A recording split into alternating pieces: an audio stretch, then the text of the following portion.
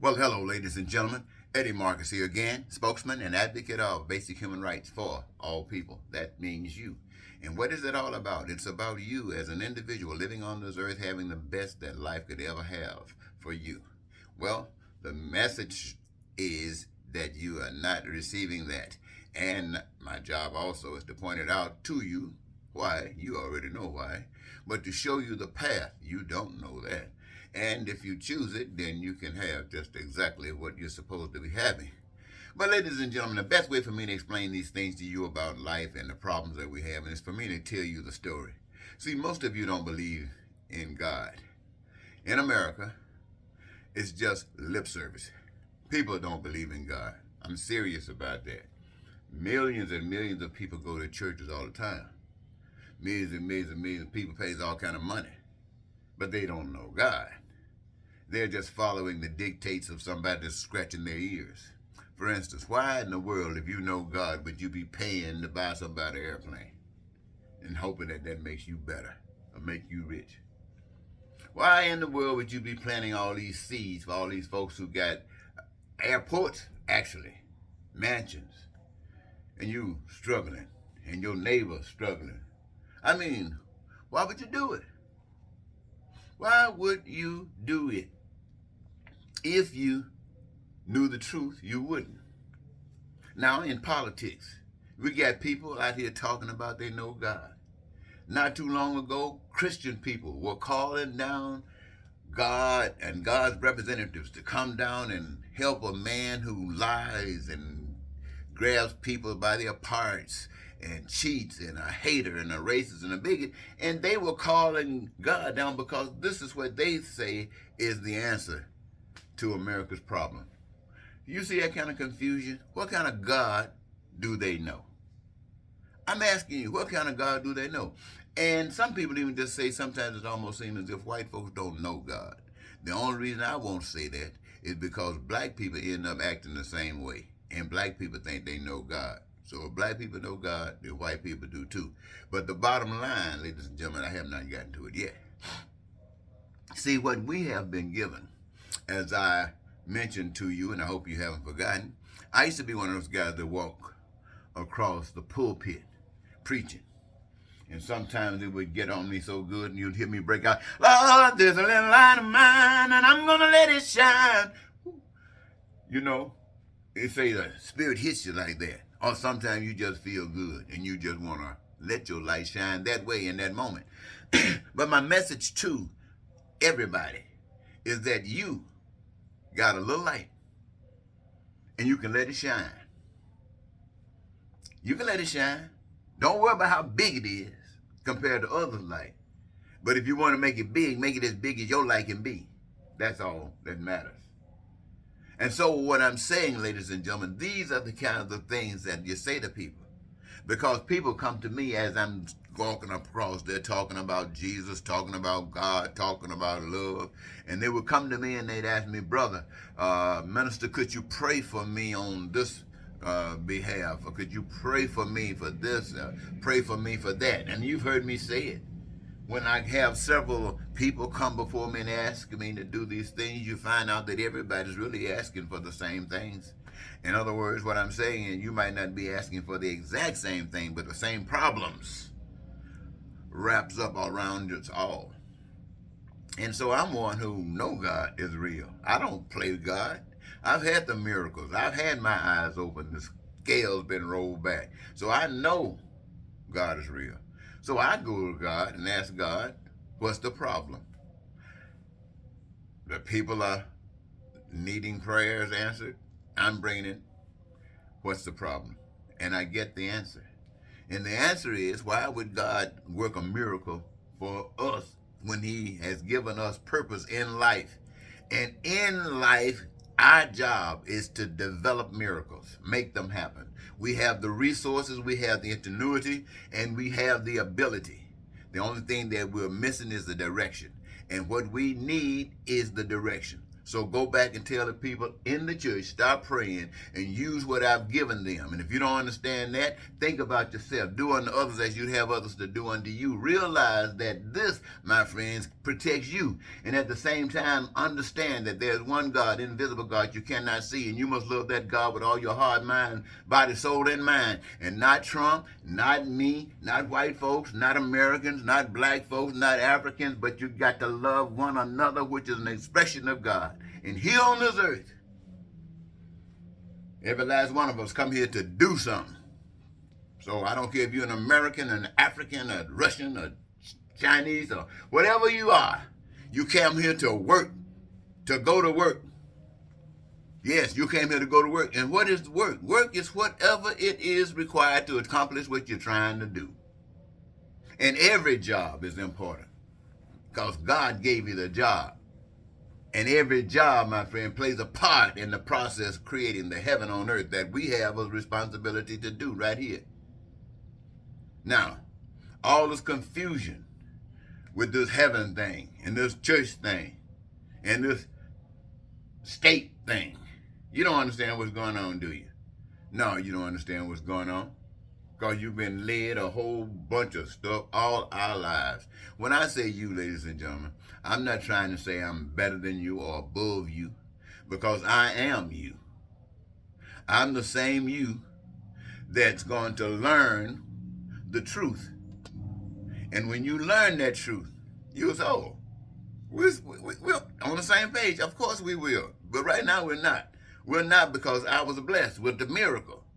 I was given a miracle to prove to me, without a doubt, about God. So I can stand here and tell you what you lying about to yourself about.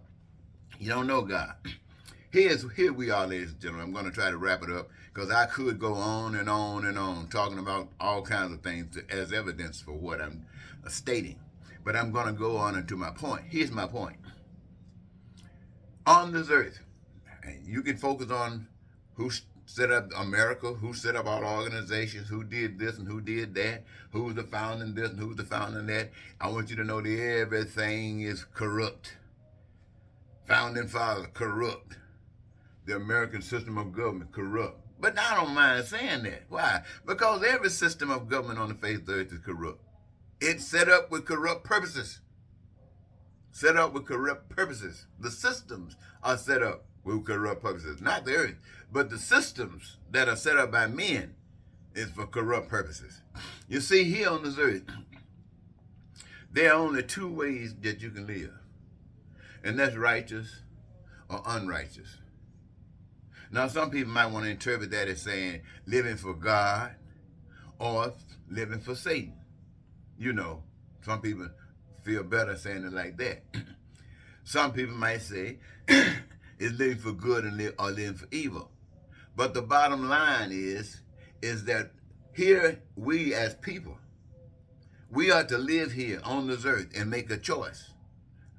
You say, well, I came here and all I was taught was hell. That's understood. But in order to get out of this hell and get where you think you're trying to go, you got to grow. You got to change. It might be a complicated matter. I'm sure it is, especially since we've been in this hell for so long. But if you learn the truth, the one who learned the truth, there's no complicated matter for them. It's complicated matter for others because they don't know the truth. They're living in doubt. See, on this earth, you live for God or you live for Satan. You live for God or you live for the devil. Now, many of you said Jesus Christ came down and lived for God, and you call yourselves Christian. You call yourself Christian, you ain't nowhere close to being a Christian. I'm just going to tell you like it is. You ain't nowhere close to being a Christian. Singing your songs and dancing your dance and falling down big prayers all across there don't mean a thing. It means you fronting. Fronting, because that people who are led by the Spirit of God not doing that. There's too much to be done to be playing games. But if you don't know what's to be done, ain't nothing to do but play games and accomplish nothing. But what my point, ladies and gentlemen, you come here to work, to engage yourself in the process. Now, here is what we're trying to do. Here's what's happening. As individuals, you have the opportunity to mature, to grow into the knowledge. My purpose here is to do what I'm doing. It's to play a part in you waking up. It's not necessarily to wake you up, but to play a part in your waking up. Like Dr. King played a part in ours. Malcolm X played a part in ours. And all of the people who gave their life for righteousness, not for stealing, not for taking over other people's land, not to killing so you can say you got something. No, I'm not talking about that kind of stuff. I'm talking about dying for love and for what's right.